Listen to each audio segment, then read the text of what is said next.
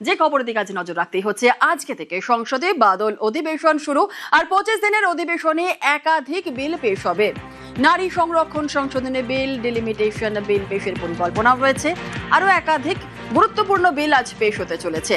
25 দিনের অধিবেশনে একাধিক বিল পেশ। আরো বিস্তারিত জানাবে আমাদের সঙ্গে রয়েছেন আমাদের প্রতিনিধি মৈত্রেয়ী। আরো বিস্তারিত বলবে মৈত্রেয়ী। আজকে থেকে সংসদের বাদল অধিবেশন শুরু। 25 দিনের অধিবেশনে একাধিক গুরুত্বপূর্ণ বিল পেশ হতে চলেছে। নারী সংরক্ষণ সংশোধনী বিল যেমন পেশ হবে, ডিলিমিটেশন বিল পেশের পরিকল্পনা রয়েছে। আর কি কি জানা যাচ্ছে?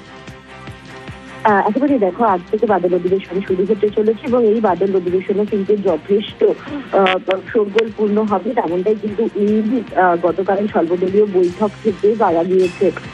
একদিকে যেমন একাধিক গুরুত্বপূর্ণ বিল পেশ করার পরিকল্পনা রয়েছে, তার মধ্যে অত্যন্ত গুরুত্বপূর্ণ হলো এই নারী সংরক্ষণ সংশোধনী বিল এবং তার সঙ্গে সঙ্গে ডিলিমিটেশন বিল, যেটা সরকার এবারও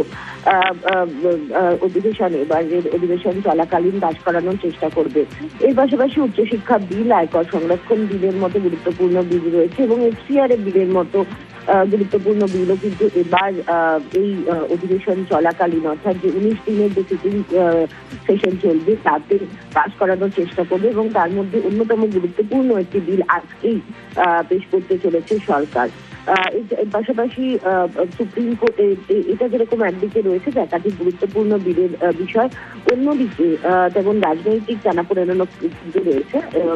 একদিকে বিরোধীরা তারা তাদের অস্ত্রে শান দিচ্ছে, তার কারণ নিউজ পেপার লিক থেকে শুরু করে রাম মন্দিরের দান বিতর্ক, সেই সমস্ত নিয়ে ইতিমধ্যে বিরোধীরা সরব হয়েছে। তৃণমূল কংগ্রেসেরও ভাগ হয়ে গিয়েছে, এনসিপিআই নতুন দল হিসেবে উঠে এসেছে। বিজেপির দ্বিতীয় বৃহত্তম শরিক হিসেবে যারা আজ থেকে সংসদে অধিবেশনে যোগ দিতে চলেছেন, ফলে সেই দিকেও কিন্তু রাজনৈতিক ভাবেও অত্যন্ত গুরুত্বপূর্ণ হতে চলেছে এবারের এই বাদল অধিবেশন। একেবারে এই সঙ্গে থাকো মৈত্রেয়ী।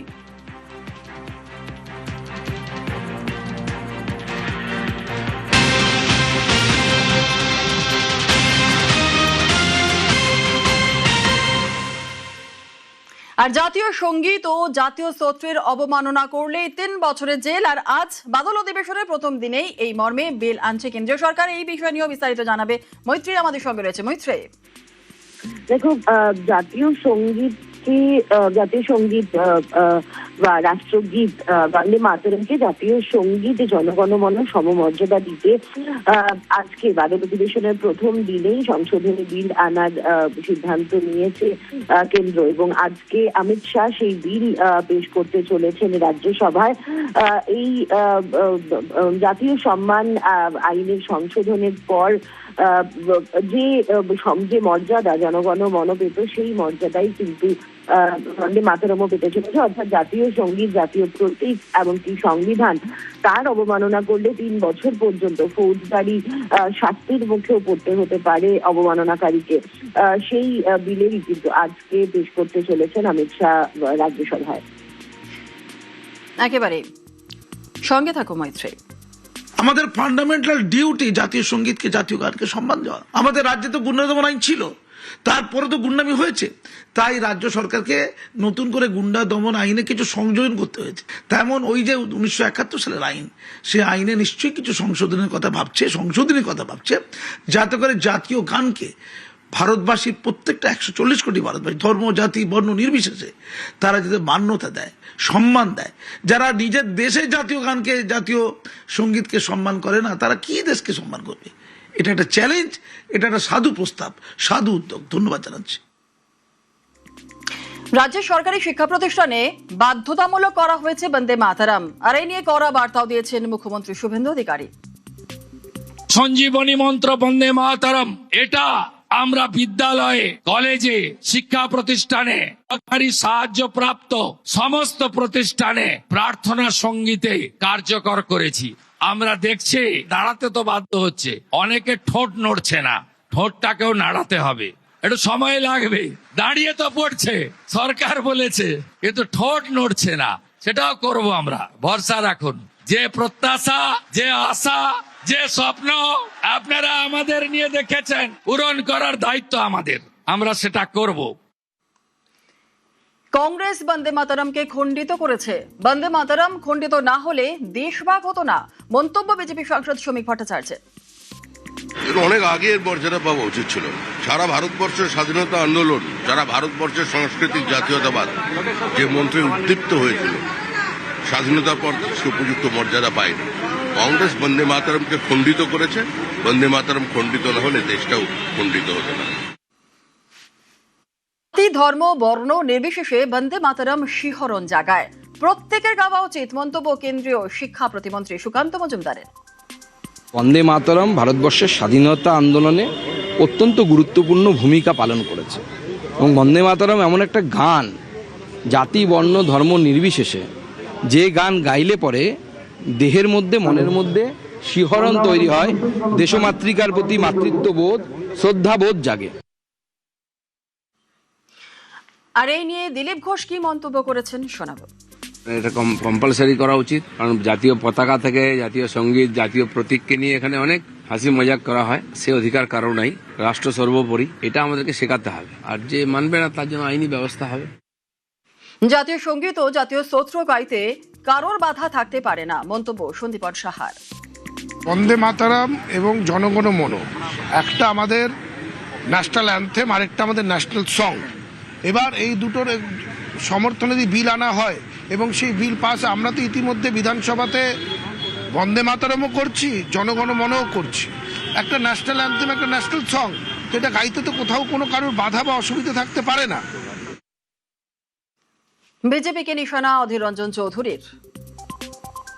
আমরা এটা বিরোধিতা গত লোকসভাতে করেছি, এখনো করব। ভারতবর্ষের যে সরকার স্বাধীনতার পর তৈরি হয়েছিল, সেখানটা বিস্তারিত আলোচনা করার পর বন্দে মাতরম হয়েছিল ন্যাশনাল সং, জাতীয় গান। বন্দে আর জনগণ মন হয়েছিল ন্যাশনাল অ্যান্থেম। গণপরিষদে আলোচনা করে এই সিদ্ধান্ত নেওয়া হয়েছিল বাবা সাহেব আম্বেদকর থেকে আরম্ভ করে সকলের সম্মতিতে। সেটাকে জোর করে বদলে দিয়ে নতুন করে বিজেপি তার আইডিওলজিক্যাল ভাবনাকে, তার আদর্শগত চিন্তাকে যদি মানুষ চাপিয়ে দেয়, এটা একটা সাংবিধানিক অন্যায় হবে।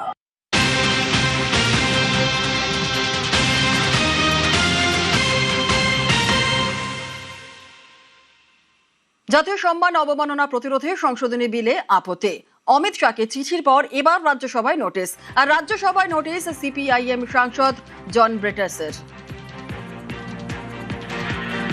জাতীয় সম্মান অবমাননা প্রতিরোধ সংশোধনী বিলে আপত্তি। অমিত শাহকে চিঠির পর এবার রাজ্যসভায় নোটিশ। আর রাজ্যসভায় নোটিশ সিপিআইএম সাংসদ জন ব্রেটাসের। আরো বিস্তারিত জানাবে মৈত্রী, আমাদের সঙ্গে রয়েছে মৈত্রী।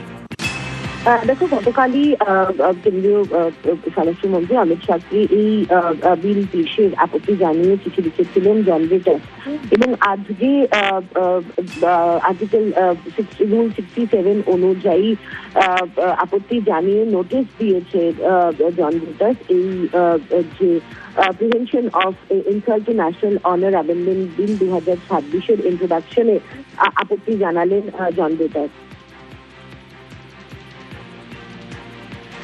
বেশ, একেবারে ধন্যবাদ।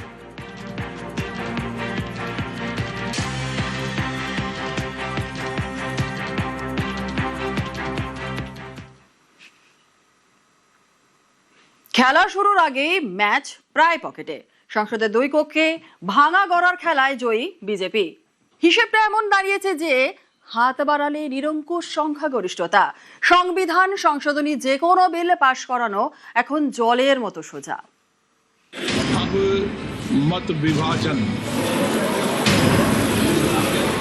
এপ্রিলের 16 থেকে 18 তারিখ বসেছিল সংসদের বিশেষ অধিবেশন, কিন্তু সংবিধানের 131তম সংশোধনী পাশ করাতে পারেনি কেন্দ্রীয় সরকার। লোকসভায় বিলের সপক্ষে 2/3 সংখ্যাগরিষ্ঠতা জোগাড় করতে ব্যর্থ হয় কেন্দ্রীয় সরকার। সেই ঘটনার 3 মাস 3 দিন পর সংসদে বাদল অধিবেশন শুরু হচ্ছে এবং সংসদের ভেতরের অঙ্কটা আমূল বদলে গিয়েছে। দিল্লির রাজনীতিতে কান পাতলেই শোনা যাচ্ছে একটাই গুঞ্জন, মিশন 360। কি এই মিশন 360? লোকসভার মোট আসন 543, তার মধ্যে বর্তমানে কার্যকরী আসন 540। 2/3 সংখ্যাগরিষ্ঠতা হচ্ছে 360। এপ্রিলে 360 সাংসদের সমর্থন আদায় করতে পারেনি কেন্দ্রীয় সরকার। এবার পরিস্থিতি কেমন? 2024 লোকসভা নির্বাচন অনুযায়ী সংসদে এনডিএর মোট আসন 293, কিন্তু বাস্তবের মাটিতে দাঁড়িয়ে পরিস্থিতিটা আলাদা। বিশেষ করে পশ্চিমবঙ্গে তৃণমূলের হারের পর পরিস্থিতি আরো বদলে গিয়েছে।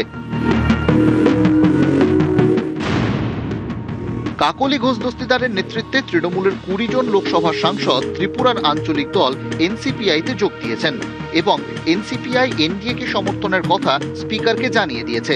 তার সঙ্গে উদ্ধবপন্থী শিবসেনার 6 সাংসদ একনাথ শিন্ডে শিবিরে চলে গিয়ে এনডিএর শরিক হয়ে গিয়েছেন। ফলে এনডিএ বেড়ে দাঁড়িয়েছে 319-এ। এই অঙ্কের ওপর আরও অঙ্ক রয়েছে। শরদ পাওয়ার পন্থী 8 এনসিপি সাংসদ ও অন্ধ্রের জগনমোহন রেড্ডির 4 সাংসদও উসখুস করছেন বলে শোনা যাচ্ছে। তাদের যোগ করলে আরে বহরে এনডিএ দাঁড়াচ্ছে 331-এ। রবিবার তামিলনাড়ুর ডিএমকে ইঙ্গিত দিয়েছে মহিলা সংরক্ষণ ও আসর পুনর্বিন্যাসের সংবিধান সংশোধনী বিলে তারা ইস্যুভিত্তিক সমর্থন দিতে পারে। ডিএমকে সমর্থন পেলে লোকসভায় 2/3 সংখ্যাগরিষ্ঠতাকে প্রায় ছুঁয়ে ফেলবে এনডিএ। লোকসভার তুলনায় রাজ্যসভার অঙ্কটা বিজেপি সরকারের পক্ষে সহজ। রাজ্যসভায় 2/3 সংখ্যাগরিষ্ঠতা পেতে 164টি আসন প্রয়োজন। রাজ্যসভার সমীকরণটা আরো সরল হয়ে গিয়েছে। আম আদমি পার্টির 7 রাজ্যসভা সাংসদ বিজেপিতে চলে গিয়েছেন। তার সঙ্গে তৃণমূলের 3 রাজ্যসভা সাংসদ ইস্তফা দিয়ে বিজেপির প্রার্থী হয়ে জিতে এসেছেন। ফলে রাজ্যসভায় এনডিএ শক্তি প্রায় 152। তার সঙ্গে ওড়িশার বিজু জনতা দলের 5 সাংসদকে ধরলে অঙ্কটা দাঁড়ায় 157, যা 2/3 সংখ্যাগরিষ্ঠতা থেকে মাত্র 7 কম। তৃণমূলের রাজ্যসভা সাংসদ কোয়েল মল্লিকও ইস্তফা দিয়েছেন, কিন্তু নিজের গন্তব্য এখনো স্পষ্ট করেননি। কোয়েল কি করবেন জানা গেলে রাজ্যসভার অঙ্কটা আরো একটু বদলাবে। নিউজ 18 বাংলা।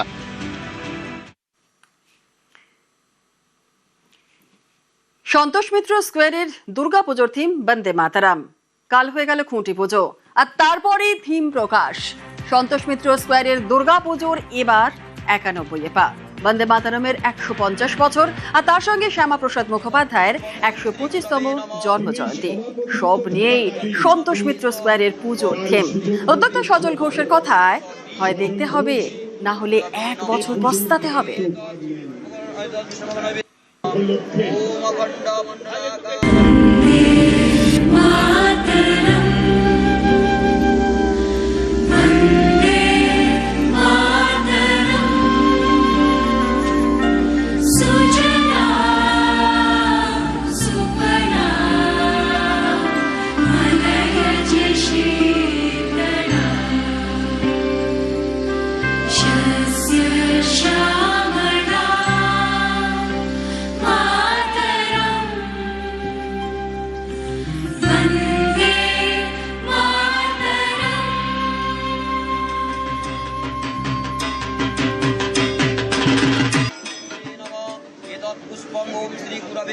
তিনি সভাপতিত্ব থাকাকালীন তার সুযোগ্য পুত্র সজল ঘোষ বন্দে মাতারাম 150 বছরের বন্দে মাতারামের সঙ্গে 125 বছরের শ্যামাপ্রসাদ মুখোপাধ্যায় থাকবেন, সবাই থাকবেন এর মধ্যে। যাদের থাকার কথা তারা সবাই থাকবেন। নামাজে সিদ্দিকী, তার কাছেই রয়েছে রাজারহাট বিস্ফোরণ রহস্যের সমাধান। দক্ষিণ নারায়ণপুরের ভাড়া বাড়িতে বিস্ফোরণ কি দুর্ঘটনা, নাকি ইচ্ছাকৃতভাবেই কোনো বার্তা দেওয়া হয়েছে? তা কি কোনো গভীর ষড়যন্ত্রের অংশ? উত্তর লুকিয়ে নামাজে সিদ্দিকীর কাছে, আর তাকে খুঁজছে পুলিশ।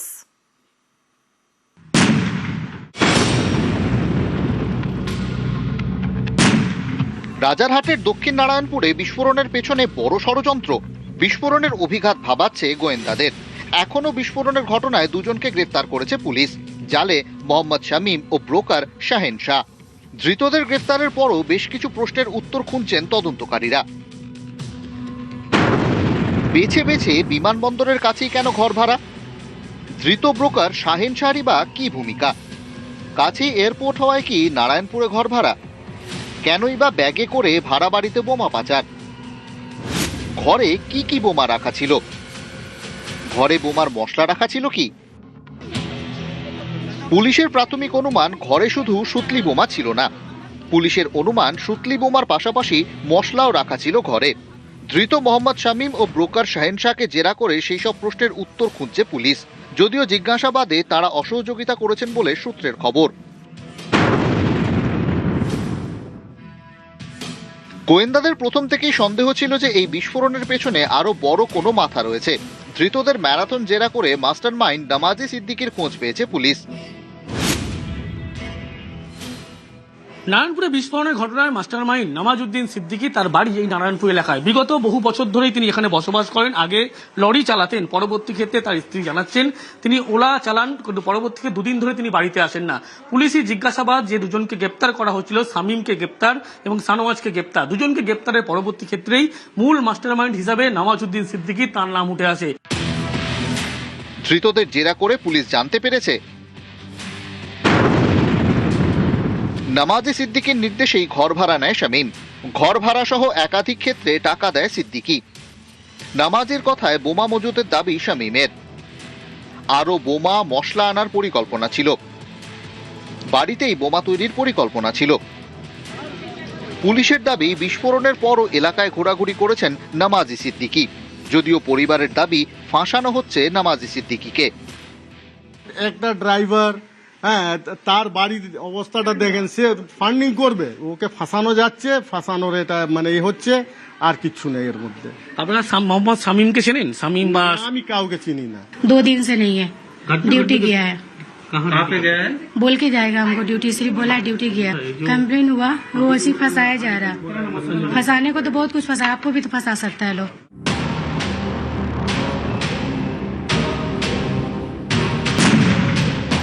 রাজারহাট বিস্ফোরণের মূল মাস্টারমাইন্ড নামাজি সিদ্দিকীর বিরুদ্ধে পুরনো 5টি মামলা রয়েছে। সেগুলি তোলাবাজি এবং আগ্নেয়াস্ত্র সংক্রান্ত মামলা।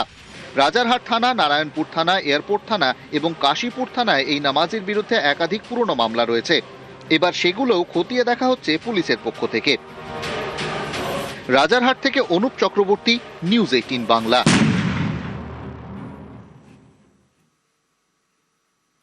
আসছি পরবর্তী খবরে। কাপড়ের ব্যবসার আড়ালে অস্ত্রের কারবার।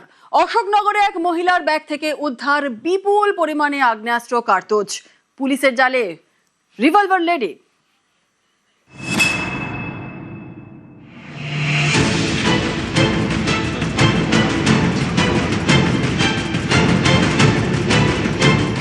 উত্তর 24 পরগনার অশোকনগর। রবিবার ভোরে টান টান উত্তেজনা। নৈহাটি হাবড়া রোডে অশোকনগর 8 নম্বর মোড়। সাদা রঙের একটি গাড়ি থেকে নামেন এক মহিলা। পরনে সালোয়ার কামিজ, মাথায় ওড়না জড়ানো, হাতে 2টি কালো রঙের ব্যাগ। গাড়ি থেকে নামতেই মহিলাকে ঘিরে ধরেন সাদা পোশাকে থাকা সিআইডি এবং রাজ্য পুলিশের আধিকারিকরা। মহিলার হাতে থাকা ব্যাগ খুলতেই চক্ষু চড়ক গাছ। ব্যাগে থরে থরে সাজানো অত্যাধুনিক আগ্নেয়াস্ত্র থেকে নগদ টাকা। অশোকনগরে উদ্ধার বিপুল পরিমাণে অস্ত্র।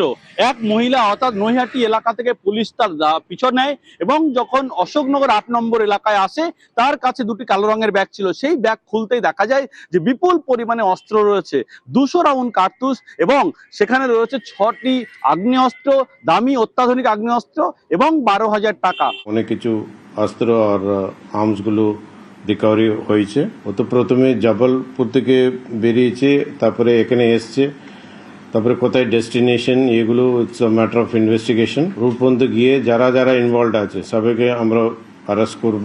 মহিলা এরকম একটা ক্যারিয়ার থাকবে এটা অনেকদিন পরে একটা আমরা পেয়েছি। মাননীয় সিএম সাহেব যেটা বলেছেন যে preventive action, CID will go on for all preventive actions, এগুলো আমরা বন্ধ করার চেষ্টা করা হবে।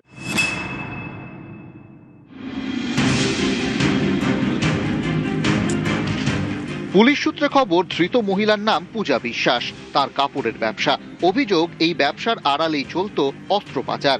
2023 সালের নভেম্বর মাসেও অস্ত্রসহ গ্রেফতার হয়েছিলেন তিনি। 1.5 বছর জেল খাটার পর ছাড়া পান। 2023 সালে নভেম্বর মাসে উত্তরবঙ্গে বাসে চড়েছিল এই পূজা বিশ্বাস। অস্ত্র নিয়ে উত্তরবঙ্গে যাবার আগেই দত্তপুকুর থানার পুলিশের হাতে গ্রেপ্তার হয় পূজা বিশ্বাস।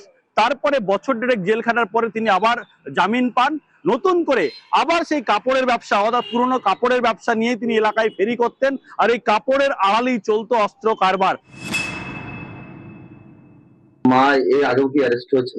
হ্যাঁ, এর আগে একবার হয়েছে, সে আজ থেকে 3 বছর হতে যায়, 2-3 বছর হতে যায়। আপনাদের তো মান সম্মান নষ্ট হয়। হ্যাঁ, আগেও আমরা জানতাম না এই জিনিসগুলো করতো। আমি যথেষ্ট বারণ করেছিলাম, তার সাথে আমার সম্পর্ক নেই। আমার বিয়ে হয়ে গেছে, 6টা মাস হয়ে গেছে। শাস্তি চাইছেন মায়ের? অবশ্যই, আমি আগে নিজে থেকে দাঁড়িয়ে আমার মাকে শাস্তি দিয়েছি, পরে আমারই বেল করাতে হয়েছে। এবার কি বেল করতে যাবেন? না, একদমই যাবো না। আমি ভুলে যাবো যে আমার মা বেঁচে আছে। না, সে তো অনেক বছর আগেই চলে গেছে। এর আগেও অ্যারেস্ট হয়েছে মহিলা? শুনেছি লোকের কাছে, আমরা তো কিছু জানি না। প্রথম যখন ছিল তো ভালোই ছিল, 2টো বাচ্চা ছিল, ভালোই ছিল। এক ছেলে এক মেয়ে? হ্যাঁ।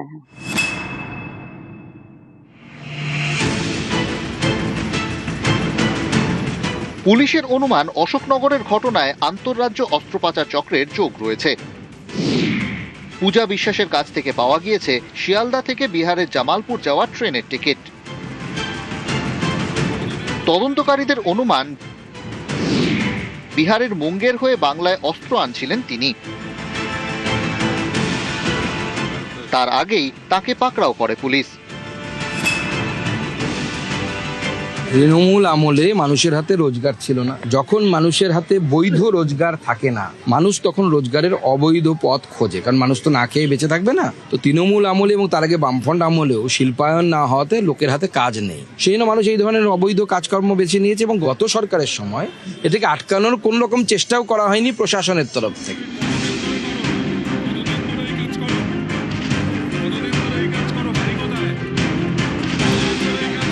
আরো কোথায় কোথায় এই অস্ত্র সাপ্লাই করার জন্য তিনি নিয়ে এসেছিলেন, কাদের কাছে বিক্রির জন্য নিয়ে আসা হচ্ছিল, সবটাই খতিয়ে দেখা হচ্ছে পুলিশের পক্ষ এবং সিআইডির পক্ষ থেকে। অশোকনগর থেকে জিয়াউল আলম, নিউজ 18 বাংলা।